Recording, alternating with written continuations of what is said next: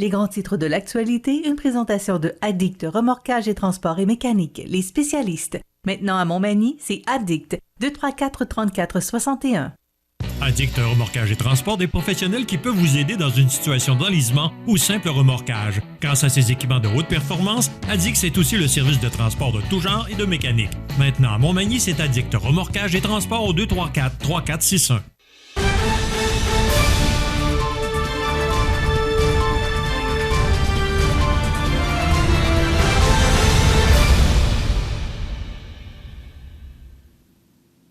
Les grands titres de l'actualité de ce lundi 8 août. Bon retour, José Soucy.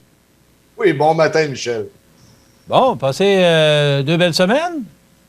Ben, je veux dire, je n'étais pas tout à fait off, là, qu'il fallait quand même que je sois sur alerte, c'est-à-dire qu'il fallait toujours que je sois conscient qu'il pouvait y arriver certains événements, notamment quelques faits divers qu'on a eus pendant les 2 semaines d'absence de CMA TV.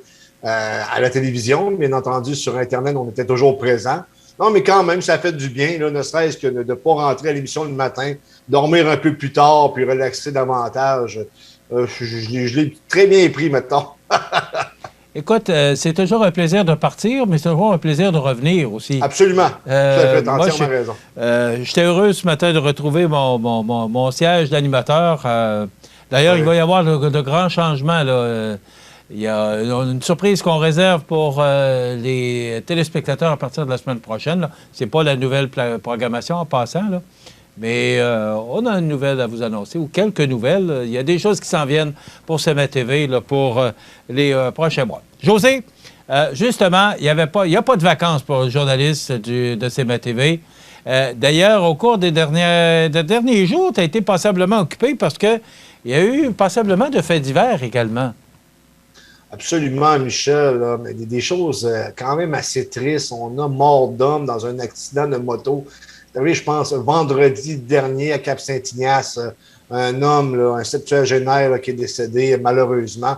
Ensuite de ça, je te disais quelques jours avant, il y a un homme de Saint-Jean-de-Dieu. Saint-Jean-de-Dieu, c'est une localité dans le Bas-Saint-Laurent qui était de passage à Montmagny, qui a fait un accident de moto. Visiblement, il n'y avait pas ses permis de conduire valides pour un tel engin et semblerait-il, écoute, je te dis sous toute réserve là, parce que j'ai entendu parler de ce sujet-là dans le bas du fleuve, puis la personne serait quand même très, très blessée. On ne craindrait pas pour sa vie, là, mais il pourrait y avoir des séquelles concernant cet accident-là.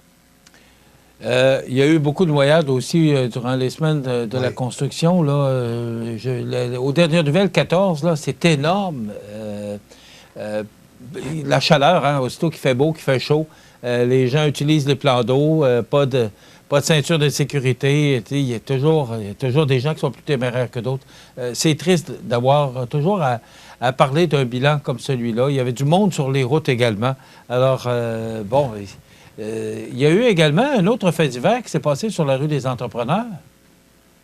Exactement, j'en ai parlé tantôt, c'est l'accident de moto, l'homme de Saint-Jean-de-Dieu. Mais un des faits divers qui m'ont marqué cette semaine, Michel, c'est arrivé vendredi. Il y a un VUS qui a pris feu sur l'autoroute 20 là, à la hauteur de Rivière-Ouelle en direction est. Et c'était le véhicule du groupe très populaire mondialement là, connu, là, The Offspring, le groupe de musique alternative, et tout leur équipement qui était à bord, c'est-à-dire des enregistrements, puis tout ce qui est inhérent à un tel groupe de musique, ben, c'est passé au feu. Semblerait-il qu'il aurait passé sur une pièce qui traînait sur l'autoroute 20 et à ce moment-là, le véhicule se serait embrasé. J'ai un peu de misère avec cette version-là. J'accuse personne dans le sens que c'est possiblement un bris mécanique. Est-ce que ça a été vraiment l'élément déclencheur, le fait de passer sur cet objet-là qui a fait en sorte que le véhicule s'est enflammé? Je ne le sais pas. Semblerait-il que c'est ce qu'on laisse entendre, du moins, du côté du groupe Offspring et de la Sûreté du Québec. Là. C'est fort possible aussi, mais quand même, là, j'aimerais comprendre le comment du pourquoi, parce qu'il y a des questions qui méritent d'être répondues, finalement. José, dans un autre ordre d'idée, parce que plus ça va et plus on entendra parler d'élections, parce que là, ils ne sont pas officiellement déclenchés, mais M. Legault sera tenté de le faire là, vers la fin du mois d'août, début septembre, parce que c'est le 3 octobre. Là, on connaît la date. Là. Les libéraux ont leur candidat dans le comté pour la prochaine élection. Et j'ai été surpris, José. Quand même, j'ai continué à à regarder CBTV. C'est Norbert Morin qui était là pour faire l'annonce avec Mme Andelade. Coudon, il est à sa retraite, Norbert, oui. Il est toujours impliqué, parce que je l'ai vu à un rassemblement libéral également à Québec. Il était du nombre. Moi, j'étais content de le revoir. Absolument. J'étais réellement content de le revoir. Il était extrêmement en forme. D'ailleurs, on pensait que c'était lui qui se représentait parce qu'il a pris vraiment le contrôle rapidement du spectacle, là, de la présentation du candidat Sylvain Lemieux. Comme tu l'as dit, ça faisait réellement plaisir de le voir. Il est extrêmement en forme. Je pense que Norbert est rendu à peu près à 75-76 ans. Là. Et il serait même à la retraite s'il était sénateur, mais il ne faisait pas son âge. Il ne fait pas son âge du tout, Michel. Puis il y a encore la passion politique.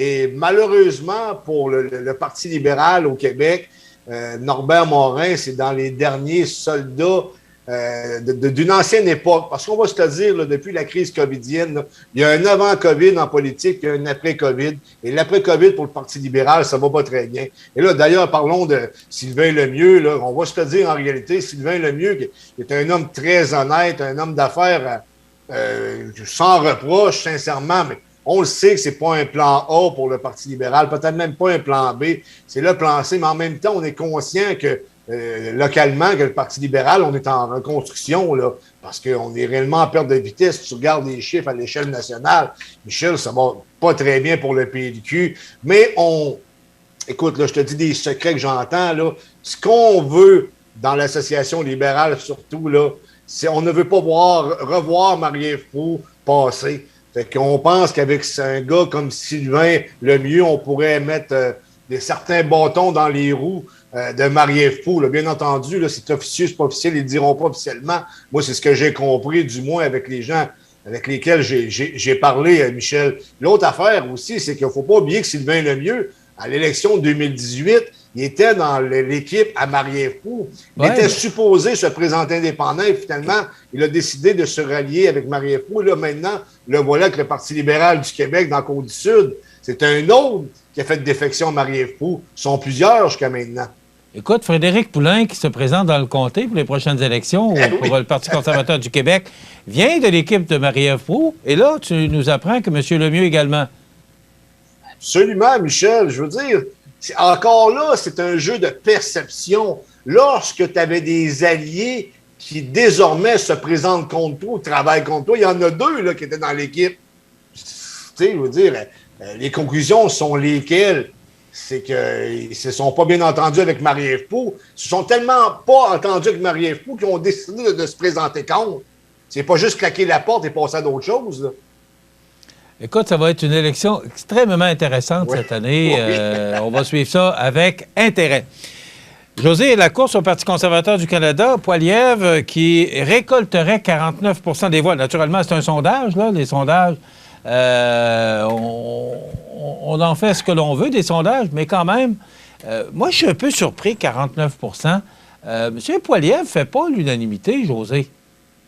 Absolument pas, sauf qu'il a l'appui d'au moins la moitié du caucus conservateur du Canada au complet. Et on commence du côté de Jean Charest, selon moi, de son équipe. J'ai l'impression qu'on est en panique parce que là, on commence à sortir des phrases telles que là, il y a un risque d'implosion au Parti conservateur. Moi, je ne resterai pas au Parti conservateur, c'est Pierre Poilievre. La réalité, c'est que Poilievre, possiblement, va passer au premier tour. Et la majorité des élus du caucus québécois, notamment notre député local Bernard Généreux, n'ont pas misé sur le bon cheval, je pense. Et s'il fallait ensuite de ça que le Parti conservateur se divise en deux, comme à l'époque du Reform Party et du Parti progressiste conservateur, ça faciliterait la réélection du Parti libéral, peut-être pas avec Justin Trudeau, parce que je pense qu'il commence à être relativement brûlé, mais un jour ou l'autre, ils vont passer à d'autres choses et ça pourrait assurer la victoire pour des années à venir du Parti libéral du Canada. En même temps, s'il devait y avoir un schisme au sein du Parti conservateur canadien et que finalement le schisme avec leur nouveau chef du nouveau parti qui serait possiblement Jean Charest ne tirerait pas, on pourrait voir beaucoup de choses se passer. Et qu'est-ce qui va se passer également pour nos députés du Québec? Ça reste à suivre. Là. Écoute, il y a beaucoup de choses qui risquent d'arriver. Là. On va suivre ça attentivement. D'ailleurs, on a un député ici qui va être en mesure de nous parler abondamment de ce qui se passe là parce que ça le concerne directement. C'est son parti. On fait allusion ici à Bernard Généreux. Ce sera à suivre. Et dans le Journal de Québec ce matin, on va rester dans la politique fédérale. Là. On parle d'un redécoupage, José. Et moi, je me souviens que dans le temps où Gilbert Normand a été député fédéral, c'était le Bellechasse, Etchemin, Montmagny, Lillet. Et moi, je me sentais plus concerné parce que Bellechasse, c'est à côté. Alors que là, ça a été changé pour Montmagny, Lillet, Kamouraska, Rivière-du-Loup. Rivière-du-Loup, ça commence à être loin de nous autres. Est-ce que c'est toujours positif, ce genre de redécoupage, José? Ben, ça dépend. Souvent, les gens qui s'occupent de ça, ils fonctionnent avec les chiffres. Ça prend un certain nombre d'électeurs pour avoir un comté digne de ce nom. Mais tu as raison sur le fait que Montmagny, Lillet, Kamouraska, Rivière-du-Loup, Montmagny, Rivière-du-Loup, ça n'a rien à voir. Montmagny, Lillet, oui. Montmagny, Kamouraska, à la rigueur, parce que Lillet est collé sur Kamouraska. Ben, c'est Côte-du-Sud aussi. Ils n'ont rien à faire ensemble. Oui, mais c'est Côte-du-Sud aussi, là. Oui, non, mais je suis d'accord, Michel, là, mais au fédéral, là, je veux dire, Rivière-du-Loup, Montmagny, là, c'est quoi les liens, mis à part qu'ils sont dans la même ligue de baseball, là, c'est quoi le lien? Mais là, ce qu'on apprend, c'est que c'est particulièrement les députés conservateurs qui voient un redécoupage et ils ne sont pas nécessairement satisfaits de ce redécoupage-là. On pourra en reparler d'ailleurs. Merci, José. On va te souhaiter bon retour et bonne journée. Demain, on vous propose les Mardis Mallettes, chronique juridique. Également, on reçoit Nicole Robert et Alexandra Lemieux de la Chambre de commerce et industrie de la MRC de Montmagny. C'est ce qu'on vous propose comme menu pour ce mardi du 9 août. Entre-temps, je vous souhaite de passer une excellente journée. On se retrouve demain. Bonne journée.